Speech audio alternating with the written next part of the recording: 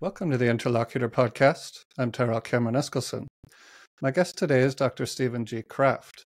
Stephen is American-born and raised in Covington, Virginia. He's a professor at Embry-Riddle Aeronautical University and the author of 3 books. Today, he joins me for a discussion about one of his books called American Justice in Taiwan, the 1957 Riots and Cold War Foreign Policy. Thank you very much for joining me, Dr. Kraft. Well, thank you very much for inviting me on. So, growing up in Covington, Virginia, I'm interested to know, when did you first become aware of Taiwan as a potential place that you would travel to or maybe work at? And when did you go there for the first time? Well, I don't have much memory of Taiwan other than in the 1970s, it was typically referred to as Formosa, even into the early 70s. And if you were to watch a movie or whatever, there would be jokes about things made in Formosa. I think one thing that attracted me was probably Nixon's visit to China in 1972. I remember before going to school every day being mesmerized by the CBS broadcast and so forth. So that was in the background. And maybe a little bit of an interest in Asia, but I had never been to Asia. But when I was in college, I was fortunate that I had a series of professors who tended to live abroad, and they would go to my university maybe for a year as a visiting professor. One was there from Japan, one was from Africa, and then one year we had a professor who was there from Taiwan. And by my junior year, I was really interested in doing an internship, and I didn't care where. I just wanted to get out of the United States and be in another country. Other than being in Canada, I never left the United States at all. I never left the continent. And so in my discussions with this professor, he said, well, you can come to Taiwan for a year. I know someone who runs basically an NGO. I don't think at the time they would have used those words, but basically I know someone who is running an orphanage, and maybe they can use some help or whatever. And I thought, well, that would be a great internship to go to Taiwan for a year. And so anyway, that was what happened in July of 1985. I came to Taiwan, and I lived on the eastern side of the island near Yilan, not far from where the earthquake just occurred. And of course, even in those days when I was in Taiwan, it was not uncommon every day for you to feel multiple tremors. Being so close to the rim of fire, that was just a common occurrence. Mm-hmm.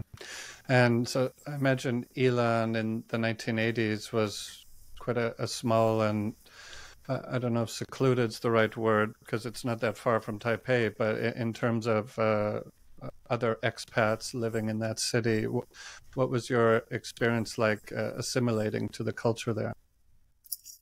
Well, you found out that Luodong, I think, had a population of maybe 50,000, of which there might have been 13 foreigners total.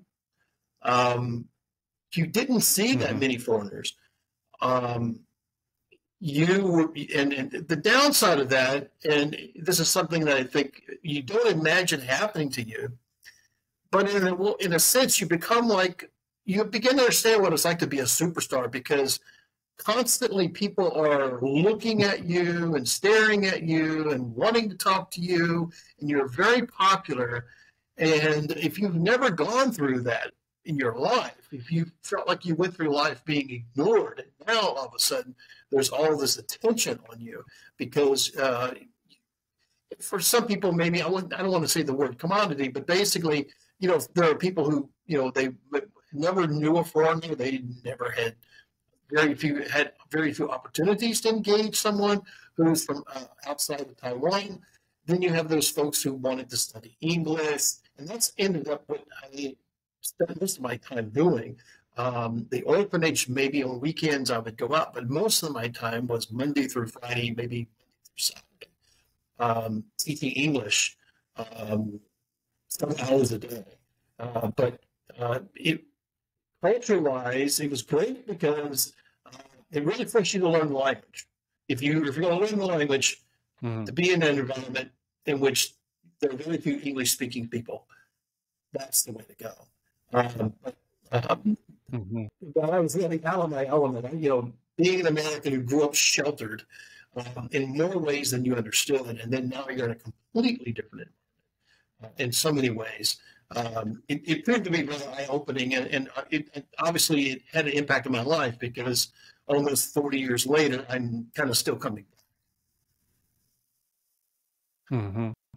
When you speak Chinese with someone from People's Republic of China, can they tell from the way you speak Chinese that you learned it in Taiwan? Oh, yes. Yeah, because there's an accent that I've developed over the years that I've picked up.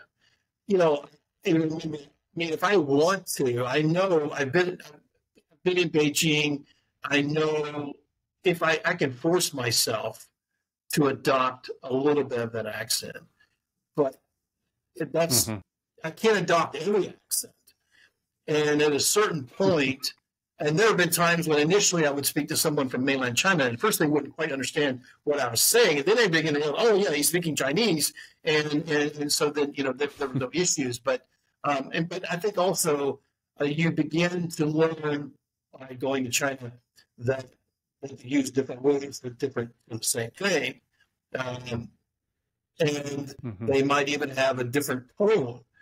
For Taiwan might have a different tone for a particular character, or compared to what they would do in China. But otherwise, when I was in China, I didn't have any issues with communication. Of course, it's been 13 years since I was last in China. I was in Macau, Hong Kong, Beijing, Xi'an, and Chongqing for like 6 weeks. So I got to see a big chunk of the country, but that was 13 years ago. But for the most part, I was able to be able to relate or converse, essentially. Great. There was an interesting thing that you mentioned in the preface of your book about the first trip you took to Taiwan, where after you started adjusting to the culture there, you also started changing your perspective a little bit on your home country, the United States of America. And I was hoping you could expand a little on the following statement. You said, "My belief in American exceptionalism diminished considerably." And I thought that was an interesting thing to pull out, because when I went to Taiwan, I sort of had a slightly different feeling to that I thought it's really great that America has helped Taiwan and been an ally as it's developed into quite a flourishing democracy. But going back to the 1980s, could you talk about that experience that you had and how it enriched or changed your perspective? Yeah, basically, my feeling was that upon reflection, I would say maybe during the time I began to sense this on my own, was that I think that Americans came to Taiwan with this sense of conceit and arrogance that we know what's best, and we understand this is what you need to understand. You need to learn. This is the technology that you need. It's almost very much a missionary mentality. But when you get into the culture, first of all, even if you want to talk about coming from missionary mentality, when you've been raised basically in the Bible Belt, and you know of no other religion, and now you're suddenly in a country that has Buddhism and Taoism and other just folk religions, and then you begin to see, well, there's actually people who are Buddhist and Taoist, who are trying to live as moral a life as maybe some Christian would. And so it begins to change your perspective about, where do you stand in relationship to another country? Also, but again, back to the arrogance thing, at the time, because I was working with this orphanage, and I don't know at the time how many orphanages existed in Taiwan. All I knew was that there would be children who would be abandoned at the orphanage. It was almost like society didn't want to take care of these babies at times. And sometimes a lot of the kids that stayed at the school were actually Aborigines. They were not Han Chinese, or they were not of Hoklo or Hakka origin. But and this was a time when Americans would come to Taiwan and then we'd go to the orphanage and they would say, "I want to adopt a baby." And maybe at the time, I didn't think that much about it. I just thought, well, that makes sense. Maybe here in Taiwan, people can't care for kids, whatever. But then over time, you get into the whole concept of, because I begin to learn, well, there were not entirely people very happy in Taiwan with foreigners adopting out babies to the United States or to Americans. And I began to understand from a cultural perspective that they had issues with that. So this exceptionalism that we're doing all good, but if you understand the history, you know that as an ally, we've not always been very dependable, and we provide a lot, but at the same time, we could turn our back very easily on Taiwan and turn our eyes to China and think about, what we can gain politically, economically, militarily from our relationship there. But I felt like years later that I think it changed me. Probably made me a little more critical of the United States. It did, without doubt. And sometimes that brought me into conflict with even not only relatives, but even people that I knew in society. They felt like I'd become very critical. But I just felt like I left the bubble of the United States, rural United States, lived in a rural part of Taiwan, and developed a very different perspective of the world. Yeah. There's also something you mentioned about the Democratic Progressive Party at that time in the 1980s, and that you did some research into their development or how they were becoming more relevant in contesting for power in the national government. Did you ever complete that research that you started at that time? I never did, and it's one of my regrets that I didn't. Yeah. But I felt like at the time, probably there was a lot that had to be learned about. You needed to understand the long history of basically foreign Taiwanese and even Aborigines wanting to be independent, either Aborigines wanting to be independent of any type of colonialism, whether it's the Dutch or the Japanese or whatever, or Han colonialists who have been here for a long time, being freed essentially to a certain degree of the Dutch, then the Japanese. And for all those elements of time, you had these people who would rise up and talk about Taiwanese having some, at least, power or say. I think it's the one, if I was going to write a book, I keep thinking about, and I know it's been talked about by other people, but how oftentimes the people in Taiwan have not had much agency. It comes down to, when Japan decides, okay, fine, we're going to take Taiwan, no one stops it. The foreign powers are satisfied with whatever Japan makes promises, and maybe the foreign powers didn't care. But for the people on the ground, they cared. Or for example, during World War II, the United States, with the Cairo Declaration, says, okay, fine, Taiwan is going to go to nationalist China because we feel like as allies, this has to happen. But it's not talking to the locals. And who, by this point, either they are fighting with the Japanese in the war, or maybe there is some bubbles of resistance. But I didn't understand that history. There was a lot that I didn't understand. And the ally movement, the party movement that really took off, and let's say in the late 40s, the 1950s, going into the 60s, that required a lot of knowledge I felt that I didn't have. And maybe I could have gained, but I just didn't pursue that.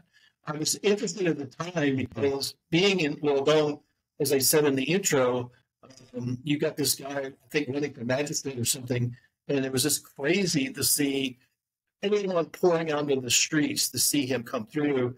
I watched him from right at the intersection where he came through, and everybody's cheering and shouting, and I was just really trying to figure out, wanting to learn more about the control that the Kuomintang had over Taiwan society, and the lack of political freedom and autonomy that people had.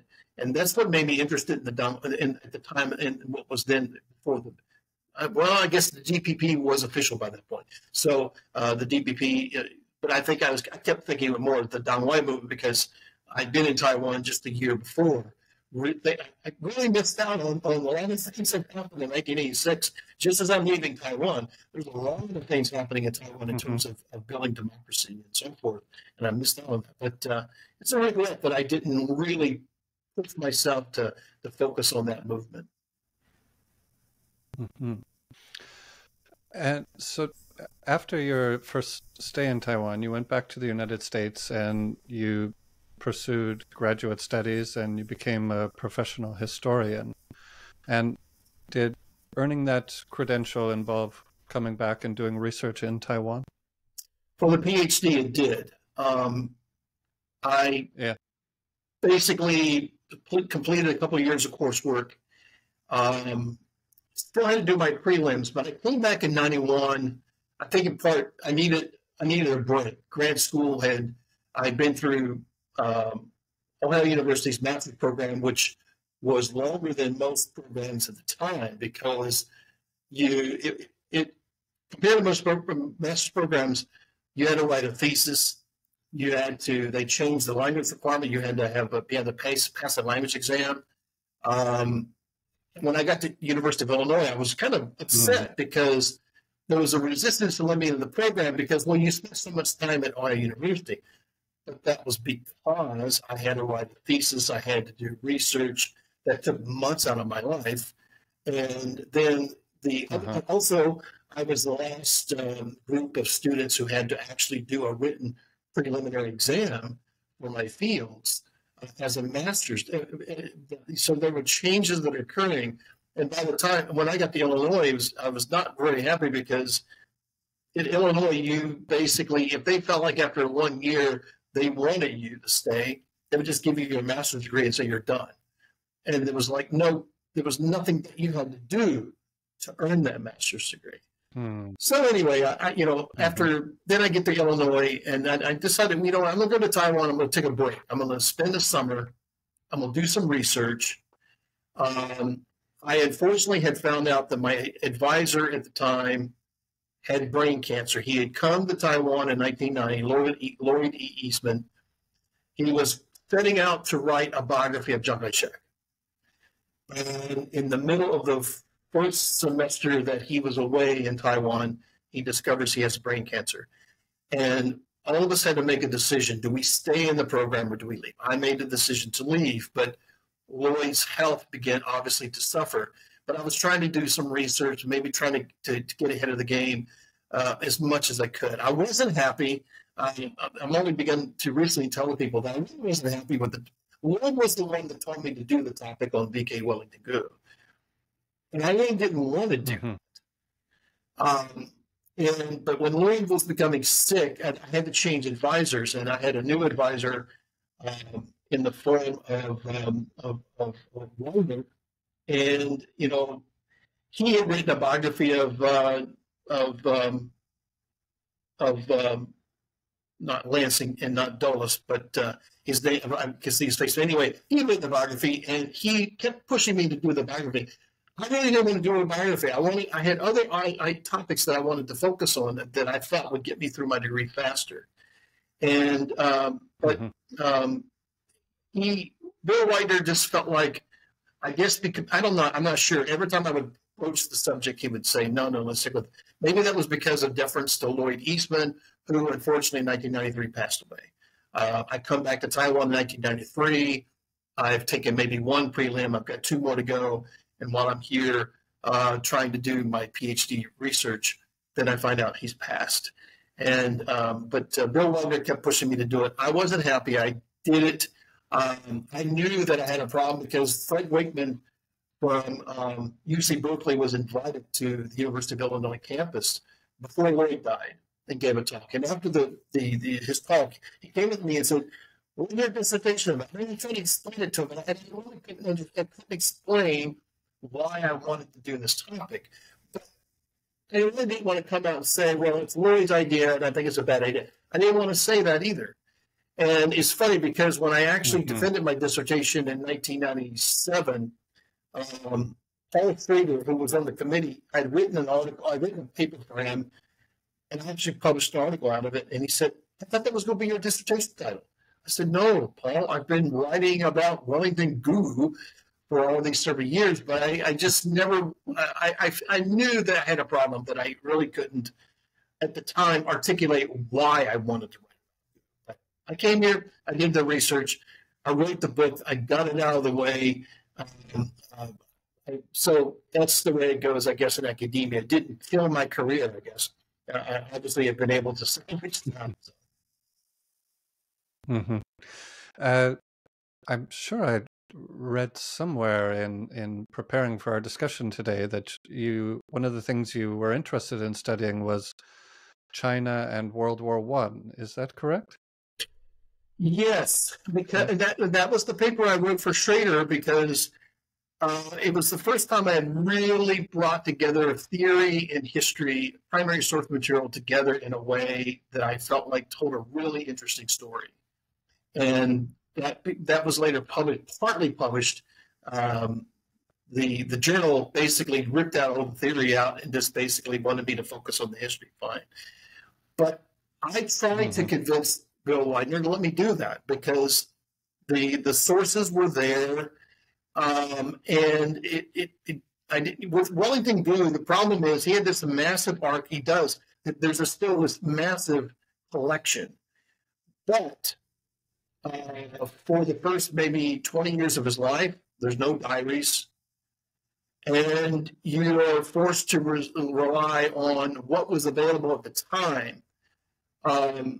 I tried to get access to materials in Taiwan, let's say in the late 90s, and I was basically said, you're not allowed access. And then once the book was published, more and more things began to appear. Also, the fact that Chiang Kai-shek's diary was now at Stanford, which I had not heard about that until I think after the book was done. There was obviously Teng Xiaoyi, his secretary, who had published like 6 volumes for many years, and that's what Lloyd had this edited version of Chiang Kai-shek's diaries that he got his hands on in the late 80s. And, he's thinking about pursuing this biography. But I wanted to do China World War One. It had been done well, it had been done right. But again, and I guess this goes back to how grad school operated. I thought faculty actually communicated with each other, and it became odd that you began to discover there's no communication that's going on whatsoever between your advisor and the other people in your committee, even though they've been teaching together for how many years? That was one of the surprises for me by the time I was actually defending my dissertation in 1997, was a lack of communication that went on between faculty. So anyway, I wanted to do that. That's exactly what I wanted to do, but I just could not get Bill. I kept spitballing. I was like, well, how about China in the 1920s, the Washington Conference? I kept trying to find something else. I wasn't really interested in that, but I really wasn't interested in doing the biography. It was so much work that was going to be involved in writing a biography. And Bill couldn't understand that, unlike his subject, who loved to write about what he thought and why, Bill is Chinese, and he's going to hold it closer to the vest. More often so. So it's not like writing about, some American politician, senator who's interested in foreign relations, who's a friend of Teddy Roosevelt, and who has gobs of papers. Goo has gobs of papers, but it's not the same. The quality of the material is not quite the same. The story of Sergeant Reynolds, who's one of the main people of the story of American justice in Taiwan, with this subject and all the surrounding things that make it a complex but very interesting story. You really found a great story to tell, I thought, and it's it's one of my favorite books that I've read on the topic of Taiwan. So getting into telling the story of what happened with Sergeant Reynolds, could you first give a little bit of background as to why American soldiers were stationed in Taiwan after World War II, at the start of the Cold War? Sure. Well, after World War II, Taiwan reverts back to the nationalist government, and maybe in a very controversial way, because there's a surrender ceremony, but it's not quite comparable to the other surrender ceremonies that occurred in other parts of the Japanese Empire. And then within about a year or two, you have this February 28th incident in which the nationalists are cracking down on the locals because they're unhappy with what they view as oppression. And the American government, though, is watching the Civil War occur, and the Truman administration is increasingly dissatisfied with Chiang Kai-shek. And obviously, we're not about to send American forces to China to keep him propped up. And by now there's a book that just came out a few years ago that talks about Chiang Kai-shek was not really making Taiwan his last destination. He kept thinking, well, I'll go here, I'll go there. But every time he considered going wherever it was, it collapsed. And it got to the point where he was running out of options, and Taiwan essentially became the only option. But the American government didn't want to get involved. It was keeping its hands off. And then just before the Korean War, there was some discussion about, well, maybe we should put some advisors on the ground. And then, of course, the Korean War occurs, and it's going to accelerate this whole notion of having a military assistance and advisory group, which had existed in China in the late 1940s. But this group will come to eventually a small number, and it's going to grow because you've got the incidents of well, first of all, we've made the decision, we've got the Southern Fleet in the Taiwan Strait. We don't want Chiang Kai-shek attacking China and vice versa. And we've made a decision now that we've got to keep him preserved, and we've got to keep Taiwan preserved. And that's going to lead to increasing aid. It's going to lead to more Americans. It's going to lead to more and more like intelligence operatives coming to Taiwan, on and on and on. So you've got this MAG, and then you begin, and all the aid organizations, they bring experts in, trying to convince the Taiwan government, this is what you need to do economically, whatever it is, politically. And then the numbers are going to grow. You have the 54, 55 crisis, the shelling of Jimen, little Jimen, and the United States making a commitment to at least defend Taiwan and the pescadores with no direct mention of Jimen and Matsu. So the United States, under Eisenhower, there's this greater commitment. Eisenhower would have liked to pursue the two-China policy. Doesn't happen.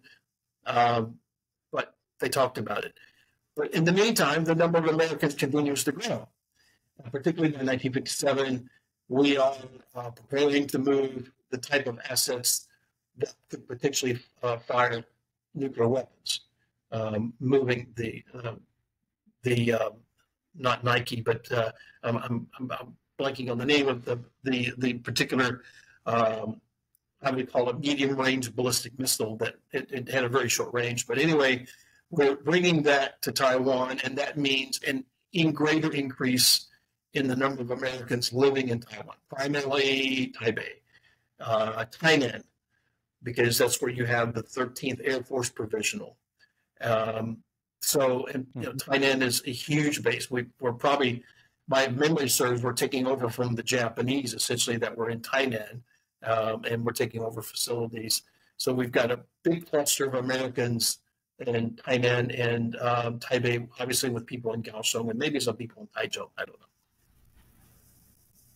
Mm-hmm. And so the military assistance and advisory groups, they were not just in China, Taiwan. This was part of an overall containment strategy in the Cold War. And there were, you say by 1957, nearly 1 million U.S. military personnel were stationed in 36 countries on 250 bases around the world. So the containment strategy, both the Republic of China, led by Chiang Kai-shek, and the United States wanted to pursue a containment strategy, but were there tensions between the two in how they wanted to pursue that? Yes, because all of our policies were designed to essentially make Taiwan independent economically and politically. And we wanted them to give up the whole concept of recovering the mainland. And, for example, trying to convince them to make Taiwan more, and I talk about this in the book, making Taiwan more export-oriented suggested that its economy would be not tied to the mainland, it would be tied to the rest of the world, but that sent the signal that the mainland Chinese are not going back.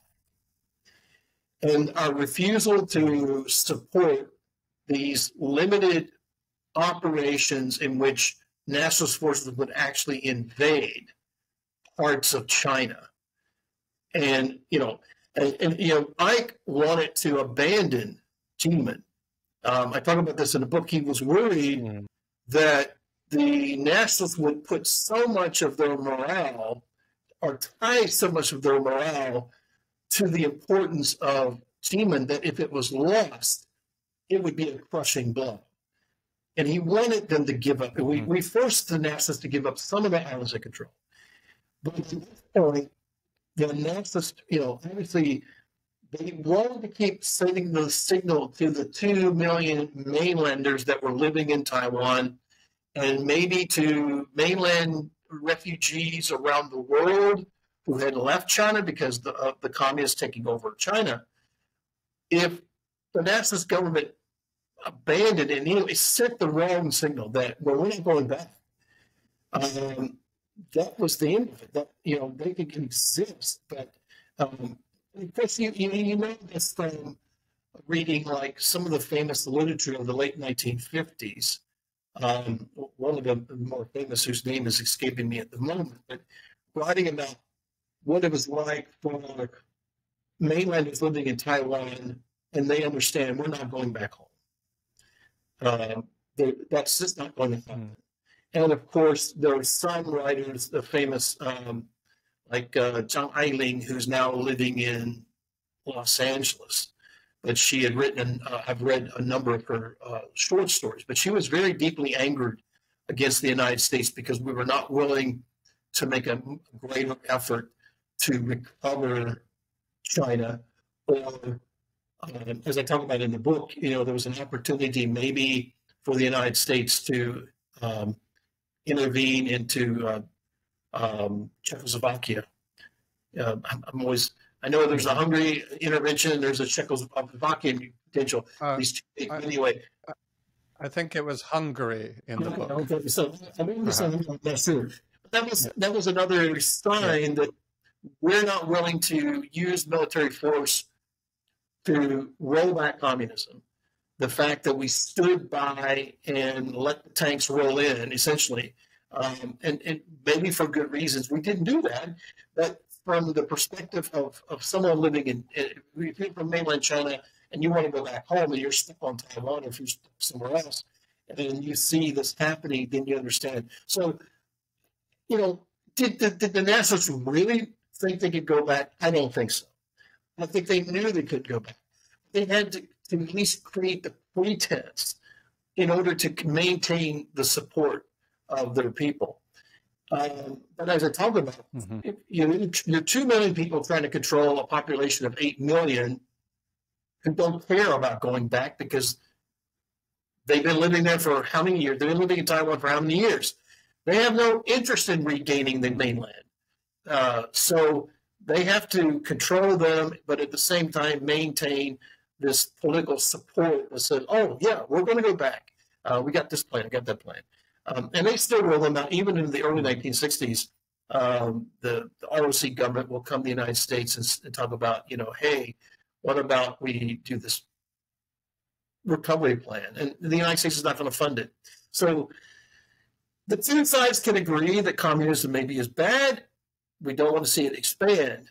But when it came to how the nationalist government could operate against the CCP and against the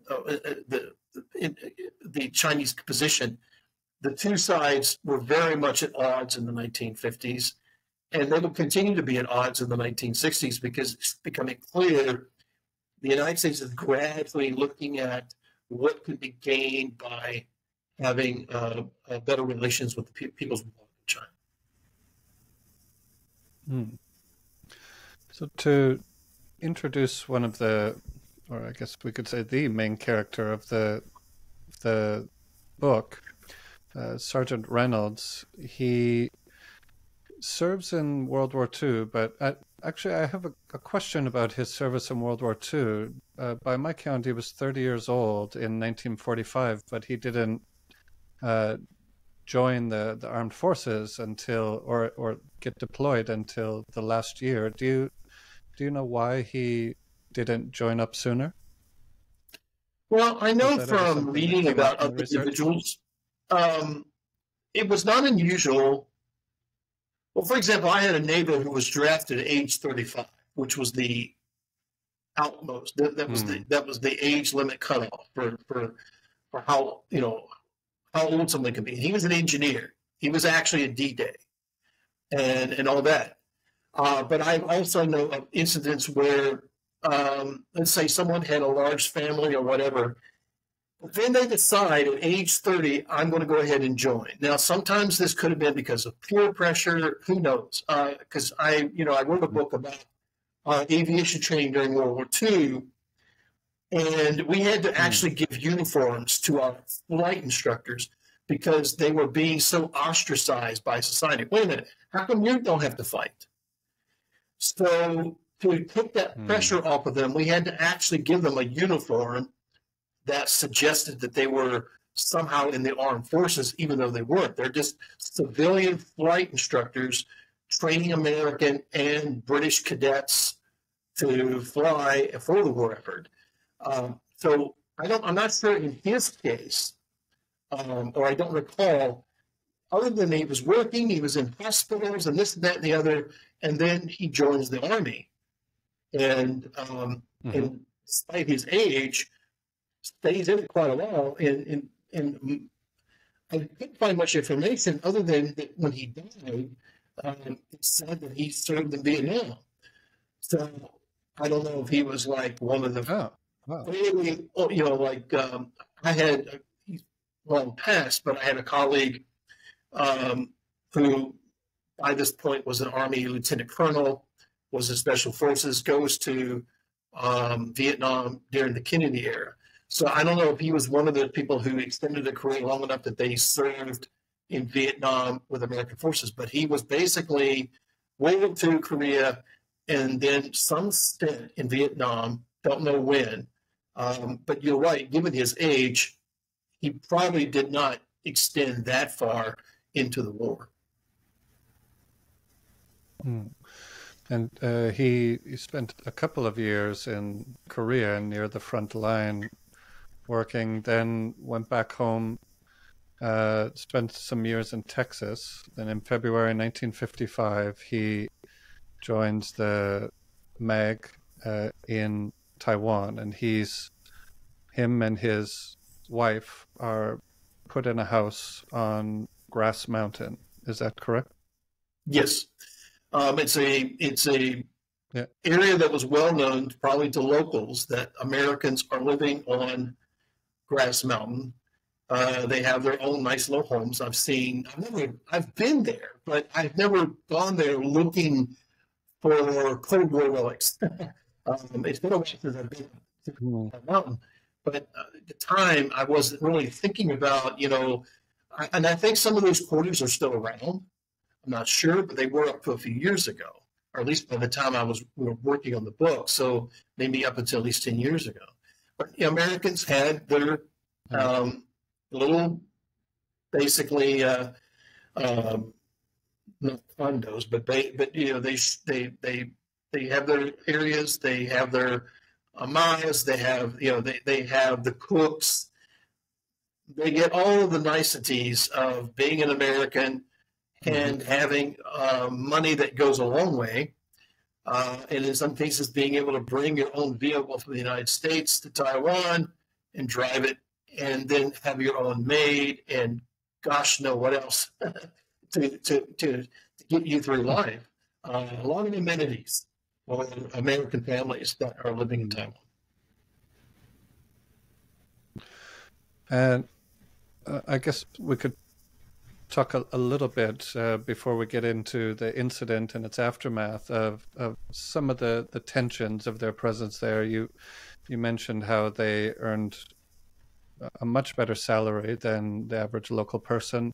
They had lots of goods that came from America, and many of them were tempted to sell these on a black market as well. So, and they also had limited interactions with the locals other than perhaps, as you said, hiring them to work as nannies or laborers of some kind.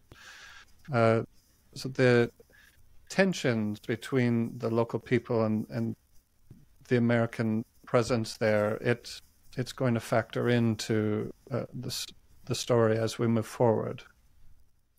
Yes.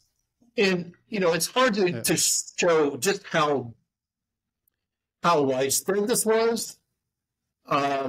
Obviously, as I'm talking in the book, there are journalists who are very critical of the American presence and don't like how the Americans go about their lives. But unfortunately, it's reminiscent of what we're going to see in Vietnam. Americans living there, but not. I can't say that about every American, because I've known from talking to numerous people and reading, they have very good relations with the locals and things like that. But at the same time, I think you could see where Americans would be standoffish. They don't speak the language for the most part. They don't speak Chinese. They don't speak Taiwanese. They don't speak Hakka. I don't know how much they engage with the Aborigines. Americans used to be like in the 19th century, early 20th century. They seemed to be kind of infatuated with the Aborigines because they were so much I guess they were still viewed as savages, and so it was almost like kind of they're unique. How Americans felt about that in the 1950s, it's unclear, but the way they went about their lives it would obviously alienate people, because you're able to have a lifestyle that most people can't.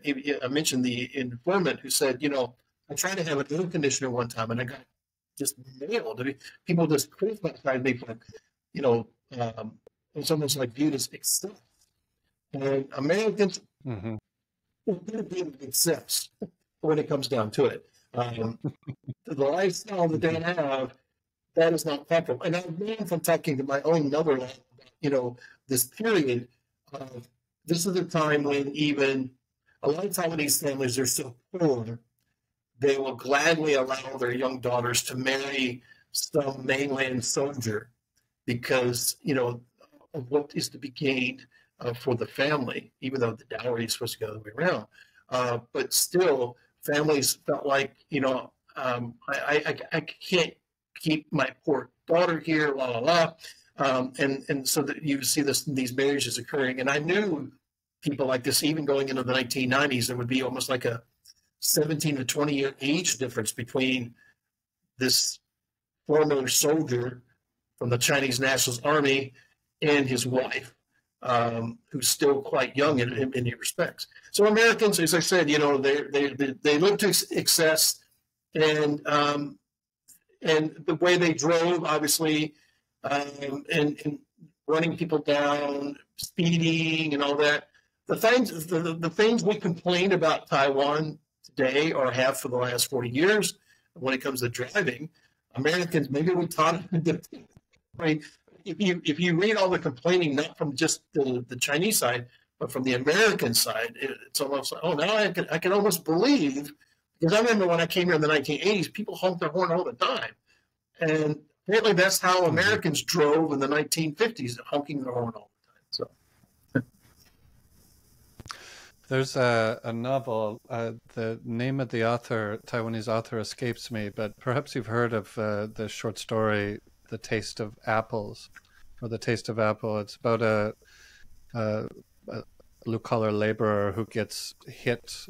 If I remember the story correctly, gets hit by an American car, perhaps around this time in Taiwan. And one of the things they say to him in the hospital is that, actually you were quite lucky that it was an American that hit you, because they'll be able to compensate you and this and that. And the name of the story, The Taste of Apple, comes from the fact that I think his children in the hospital room, they get to try an apple for the first time, and they're amazed by what it is. Are you familiar with this story? No, I'm not. And it's interesting because No? one of the things I learned after I wrote this, I was talking to one of my colleagues who flew C-130s out of Xinjiang during Vietnam. He read my book and he said, well, we really had to have the sofa, because he related to me a story about a naval officer who went on a date with a very rich woman from Taichung. This has got to be late 60s, maybe very early 70s.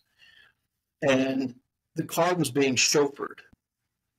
And while they're being chauffeured, their car is T-boned by another car driven by a local. And the officer was injured, and I think the woman from the rich woman from Taichung, I'm assuming, I don't know if she was mainlander or what, but within a few months, the family of the car that T-boned this car they was being chauffeured in were actually wanting him to give them money as compensation. And so that was an aspect of okay, I get that, and I can understand why you would want to have a SOFA agreement, because Americans will take care of you, but not in a situation where it was totally your fault. But and I don't know how often that happened, but it just struck him, and it kind of struck me that you're in a situation in which you're totally not at fault, and yet someone is coming to you and saying, you owe us compensation. The story with Sergeant Reynolds is extremely interesting in this regard, because the two cultures' sense of justice, and let's say the American tradition of standing your ground and defending your castle. So why don't we get into now the story of what Sergeant Reynolds comes home with his wife to their house in the American neighborhood, and they start getting ready for bed. And would you mind telling what transpired from there? Sure. I would say this is the story that's coming from him. And it's the story that would be rejected by a lot of people in Taiwan. But his wife goes to the shower or a bath, calls for her husband, and says, there's someone peeping at me through the window. And he admitted that his reaction was to arm himself with a revolver and essentially maneuver himself in such a way that he could confront this individual that he claimed was standing at the window looking at his wife. And I talk about, in any other situation, it could have been diffused by just simply saying, okay, just step out of the bathroom, we'll shut the door. And so it seemed like that Reynolds really wanted this confrontation. And he supposedly is attacked by this individual whom he claimed had something in his hand. He fires a shot, and this individual continues to come at him, or at least he says, I'm shouting for the police, I'm shouting for the MPs. I'm shouting MP, MP, MP. And then this person that he shot once gets up and comes at him again.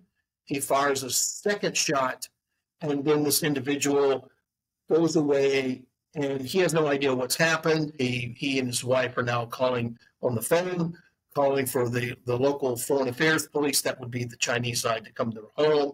And in the process, they find the body of an individual who has been shot at least twice, lying, I forgot how many feet away from their home. So this is how he describes the events that lead to the shooting.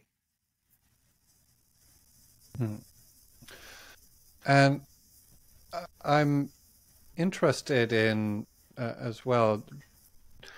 You've read about Sergeant Reynolds and what happened in the court case afterwards, his testimony that he gave to, or his report that he gave to the investigators.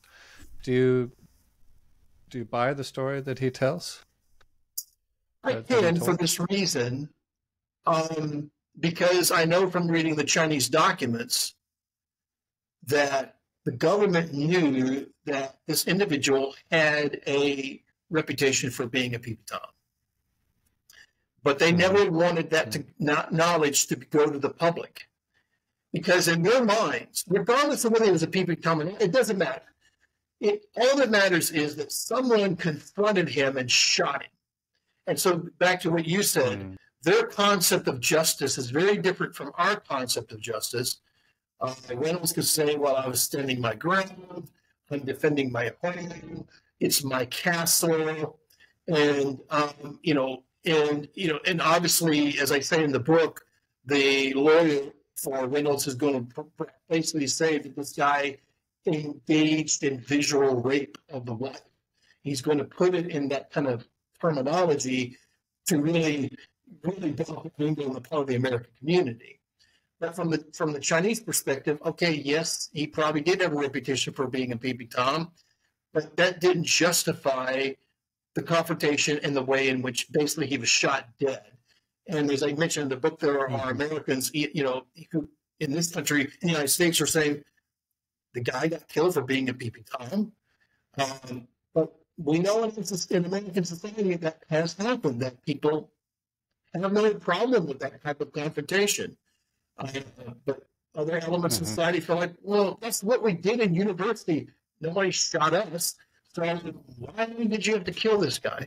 So, yes, and from the get-go, from the Chinese perspective, he's guilty because he murdered the guy. And we want to come along and talk about things like involuntary manslaughter and this and that, and Chinese law, that's something that's still in development, and that kind of concept has not become ingrained in Chinese society. And from their minds, this is pure murder. That's it. And so in the court-martial trial, Sergeant Reynolds was found. Is it correct to say he was found not guilty? Is that what was officially? He is found not guilty. The official verdict. The official verdict is not guilty. And what angers the people in the room is that there's this loud cheer from the Americans, which almost sounded like, the whole American community was behind him. This is a point that I think was maybe misunderstood by some folks that read my book as a review. The point I was trying to make was, why couldn't we, if we have so many troops in Japan, Korea, the Philippines, why couldn't we have brought in at least a less partial jury? Why do we have to rely purely on people on the ground in Taiwan? Why couldn't we bring in now, it doesn't mean the verdict would have changed. It could be that these Americans in Okinawa, Korea, Japan, the Philippines would have felt just as strongly about the situation as the Americans on the ground. But from the point of view of people locally, the whole thing was rigged in favor of him being found not guilty. And so the cheering obviously does not help the situation at all. And it doesn't help also the woman, the widow, is there in the courtroom, and this is read. And so after this not guilty verdict, Sergeant Reynolds is quite quickly taken out of Taiwan. And how soon after does the the riot occur? Almost immediately, as soon as the verdict is read, in different parts of Taiwan, there are people who are very angry about the not guilty verdict. And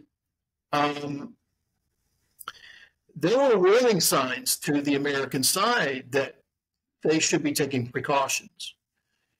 They took some, but I believe, just could not believe that the nationalist government would allow a riot to occur. Now, it doesn't help that after I wrote the book, and with a former colleague of mine who had a lot of connections with China, and she translated the book, and she determined some things that I didn't know. We knew that her husband was involved with intelligence gathering, but apparently her family had also served the nationalist intelligence community as well. So that raised the question of, well, was she being manipulated, or was she allowing herself to be used because what it came down to, I think if the American government had been willing to go ahead and just pay her some type of compensation, this would have diffused a lot of things. But the Americans, as I say in the book, and there was one thing I wish I had said that I didn't, and that was the commander of the MAG unit in Taiwan said, look, I can't give the family any compensation because it's going to make Reynolds look guilty. And what he didn't understand was, from the American point of view, the guy is already guilty. And so we're past that. And it probably would have helped to lower temperatures if the American government came out, apologized, and said, we're going to provide. Now, once we finally do that, which is going to be like a month or two after the riot, no way. The government says we refuse, and in fact, the local community in Taiwan, they almost basically crowdfunded to give. And by the way, the wife of Liu Ziren, who was assassinated, spent the rest of her life in Los Angeles. So it's not like she hated America. Really? It's not like she hated Americans. She's going to spend the rest of her life living in Los Angeles. Was she a willing pawn because her family had these prior intelligence connections? And some of her family are still alive in China. But anyway, I still don't think so. I think they did want to get attention. I don't think that they ever envisioned that it would spiral out of control and become the riot that it did. And then they didn't know what to do. Obviously, there were people who were unhappy, and they were willing to stand by and watch the whole place get burned to the ground. That's not necessarily what happened, but it got wrecked pretty good, the embassy, as a result of the riot. But at any rate, this tension is already there, and it really begins to domino even before Reynolds can leave the island, because people are saying, we want a retrial if we can, and they're demanding their government say, but this is the unfortunate, this is what's unfortunate about not having a SOFA agreement. If there had been a SOFA agreement, the nationalist government could have requested that they put Reynolds under trial under Chinese law. This is what happened in Japan with Gerard. But because there is no status of forces agreement, there's no request like that's available. So with the riots that occur, there's some accusations that the Republic of China government is perhaps involved, and if not involved, then dragging their feet to respond to it, perhaps would be a more accurate accusation. What were you able to uncover there? What's your opinion on their role or reaction to it? Well, long after the fact, and there were people who were in the riot, and they're actually Taiwanese. They're not mainlanders, but they participated in one form or fashion, or they would have if events didn't go a certain way.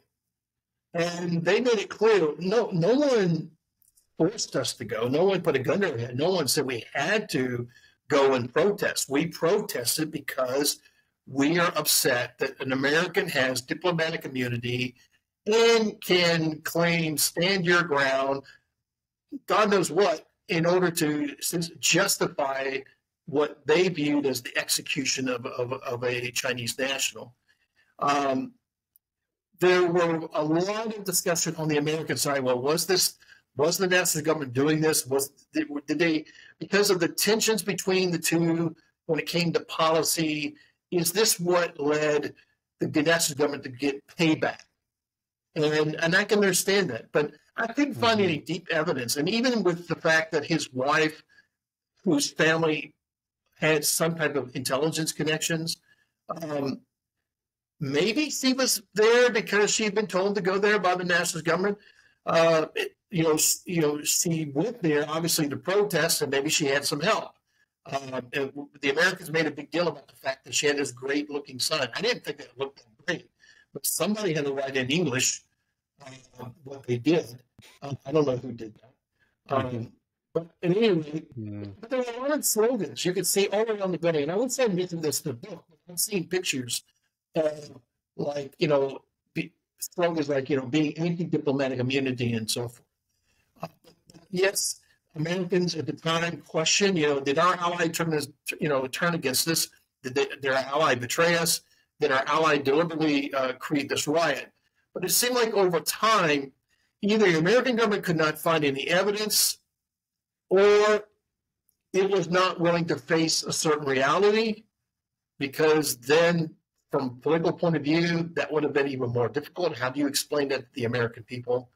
Oh, our ally just deliberately ransacked our embassy, which is unheard of. Today, it's one thing, but in the 1950s, it's fairly rare that someone's embassy is going to get ransacked, and in this case, it was by an ally. So there were Americans who questioned. CIA was taking pictures of people doing nothing, police not responding, firefighters just standing by, things like that.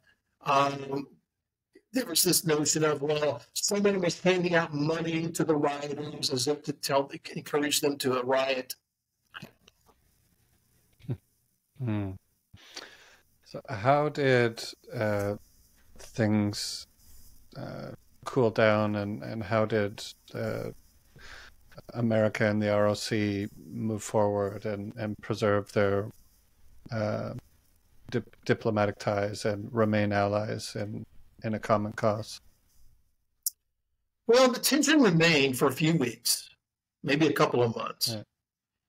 And I don't know, maybe both sides, it seemed like on the national side there was an embarrassment that this happened, that there were people in Taiwan, and supposedly Jiang Jingguo, the son of Chiang Kai-shek, was actually in an American's house crying his eyes out and shock that this happened.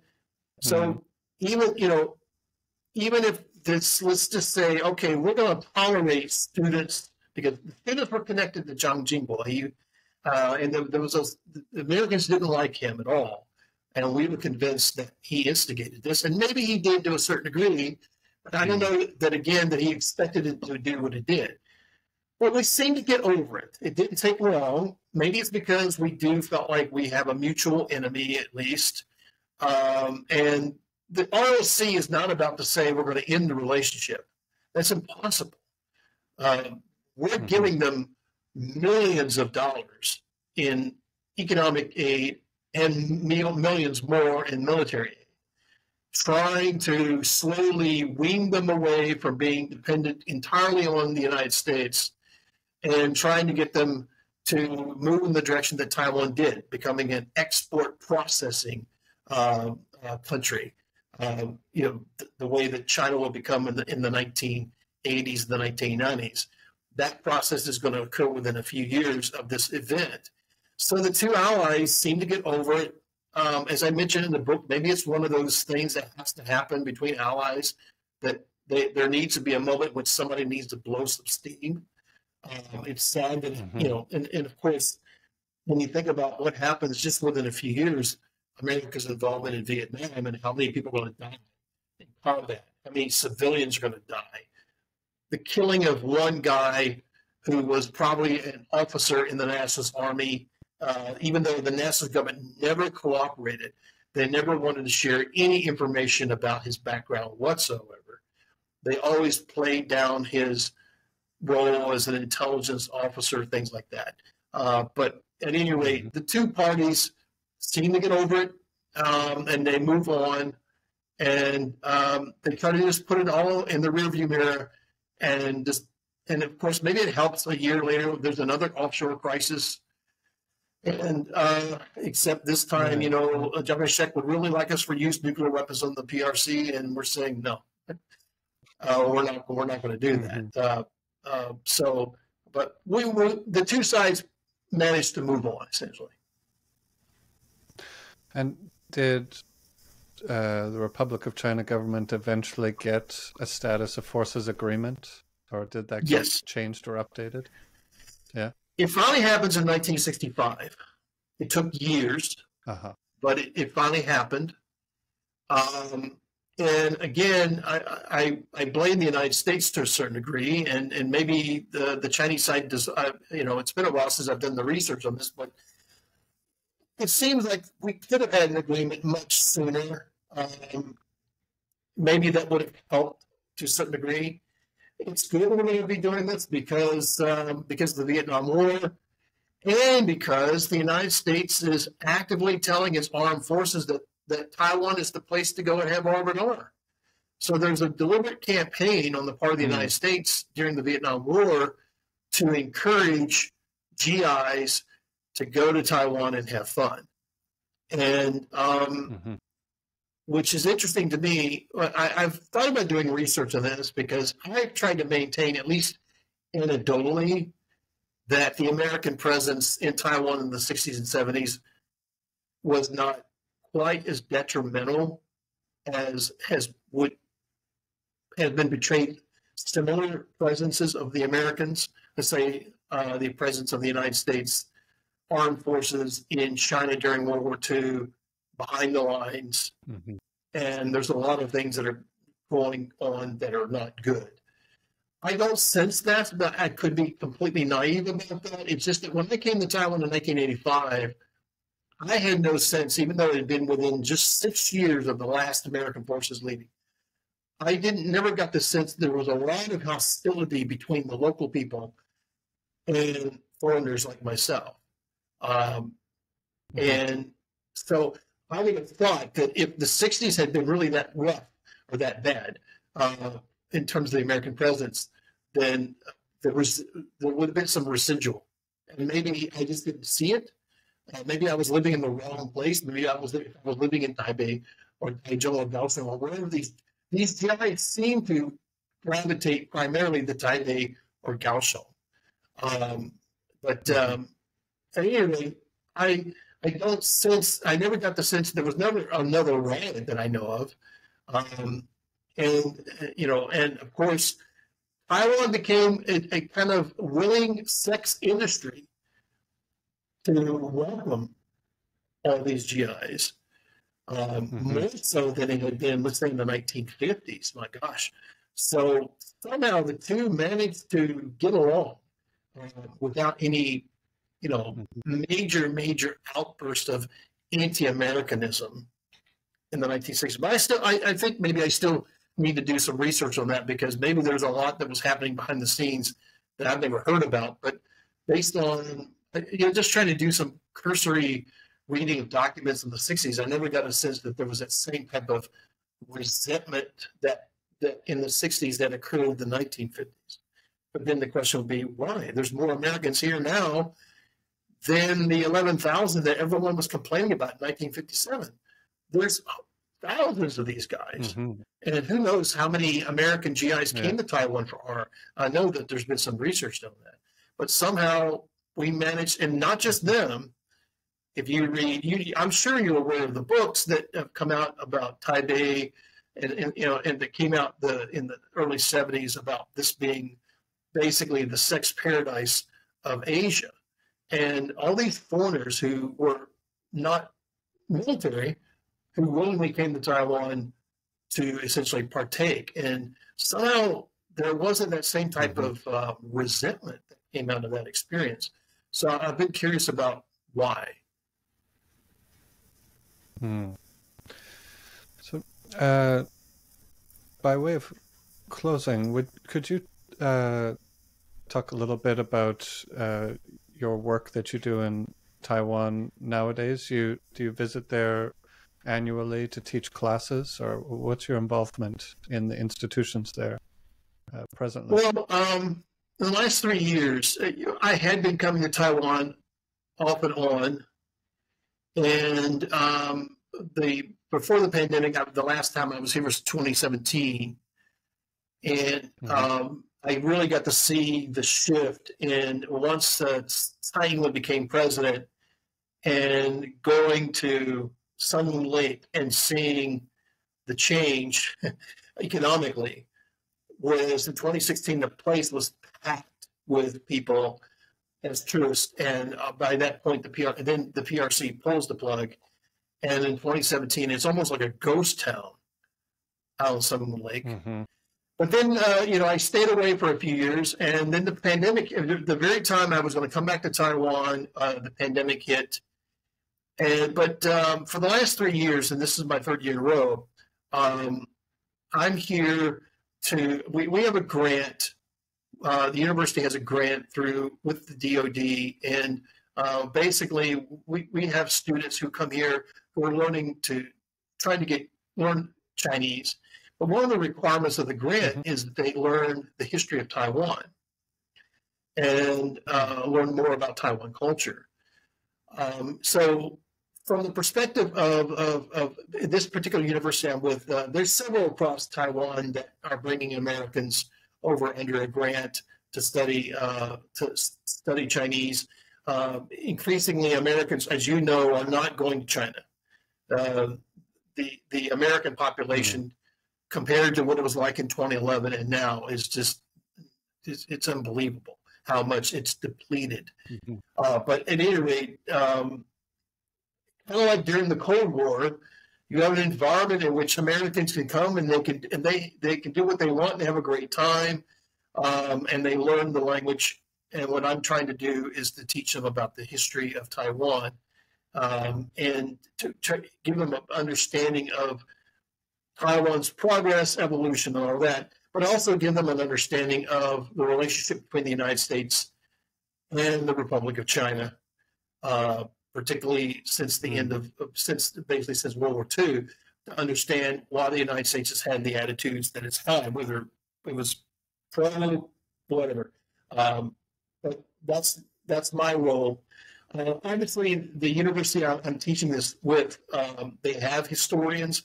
But as you're well aware, people in Taiwan, historians and even geographers, the way they teach is the teaching style and methods are very different from the American style. And so there's a preference that an American teach using that style.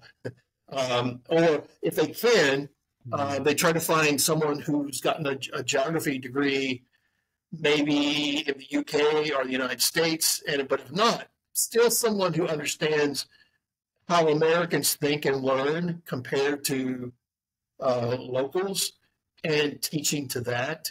So that's one of the primary reasons why I'm here. Interesting. And is there any major research project that you're working on now? Are you working on a new book or focusing on papers, or what's going on at the moment for it? Well, I've tried to figure out what I want to do next, and of course the pandemic really kind of broke that up. I did write a book chapter. I don't know if the book was printed. I don't know if it's actually ever going to see the light of day, but I was asked to write about if China ever occupied Taiwan, what would be its counterinsurgency strategy? And what I did, and this was like in the middle of the pandemic, this is 2020, And probably by now, everything I'm going to say is obvious to anyone who's been paying attention. But I basically said, if you understand how the CCP is going to treat Taiwan, look at how it's handling the Uyghurs, look at how it's handling the Tibetans, and look at how it's handling, at the time, the protests in Hong Kong. And, there's no counterinsurgency doctrine that I'm aware of, but you can look at how the CCP is trying to essentially control protesters and things like that. And they will likely, many of the same methods they can apply to Taiwan very easily, at least particularly to anyone who's deemed Han Chinese. Aborigines may be a different story. I'm not sure.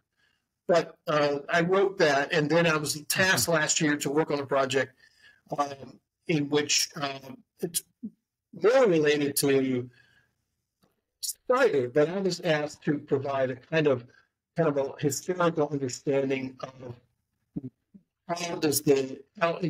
over time, how has various dynasties and so forth tried to engage in controlling various networks and markets and things like that. And just kind of like to be a kind of a filler for a broader discussion by many scholars. I have a colleague who, again, he's a cybersecurity expert, used to be with the Defense Intelligence Agency, and he said, we're trying to get a grant. We want to look and see what research we could do on Taiwan and its efforts to defend itself. Should it be invaded or blockaded from a cyber perspective? What can Taiwan do? And so it's really got nothing to do with me as a historian per se, but more of someone with a knowledge of the language and the culture, and trying to help people who don't necessarily know the culture to understand how Taiwan would approach defending itself from a cyber perspective in various scenarios, not just invasion or blockade. It could be, anything we've been seeing in the last year or two, hacking, whatever, disinformation campaigns.